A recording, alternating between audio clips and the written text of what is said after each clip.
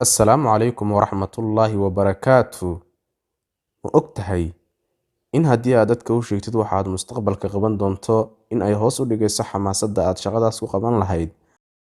Ma ogtahay in magaca hashu geela marka ay dhalin la yidhaahdo abeer, hasha neef walbaaba jaqaano loo yaqaan hebed, hasha ogol neefka ay dhashay oo qura inuu jaqana waxaa la yidhaahdaa toojo? Ma ogtahay in Cumar bin Khadaab ahaa khaliifkii ugu horreeyay ee sameeyay kaydka cuntada dowladda?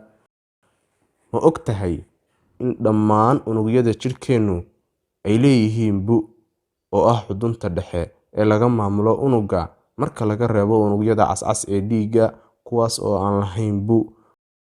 Ma ogtahay in khaliifkii Qur'aanka ku ururiyay kitaab keliya uu ahaa Cusmaan bin Cafaan radiyallaahu canhu?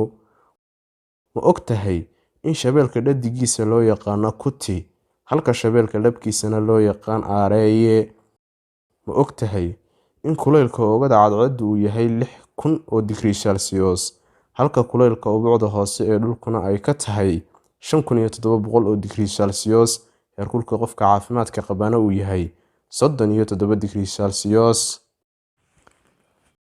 Ma ogtahay in uu garigu yahay noolaha ugu da'da dheer xayawaanka ku uuman dhulka guudkiisa, nibiruguna uu yahay noolaha ugu miisaanka weyn nafleyda biyaha mushaaxda? Ma ogtahay in mabda'ii shuuciyadda ama hawlihii hanti wadaaggu uu ahaa fikir uu lahaa nin la odhan jiray Karl Marx, isla markaana lagu tilmaamo in uu ahaa fikir ka soo horjeeda diimaha oo dhan? Ma ogtahay in sadka inta uu ku dhalo geelu yahay 13 bilood, sadka adhiguna yahay 5 bilood, sadka lo'duna yahay 9 bilood, sadka maroodiguna uu yahay 21 bilood iyo 24 maalmood, halka sadka bisadaha iyo eeyduna uu yahay 63 cisho oo qura? Ma ogtahay in masjidka barakaysan ee xaramku uu yahay masjidkii ugu horreeyay ee laga dhiso dhulka korkiisa? Masjidkan waxaa dhisay labadii nebi ee isdhalay, Ibraahim iyo Ismaaciil calayhim assalaam.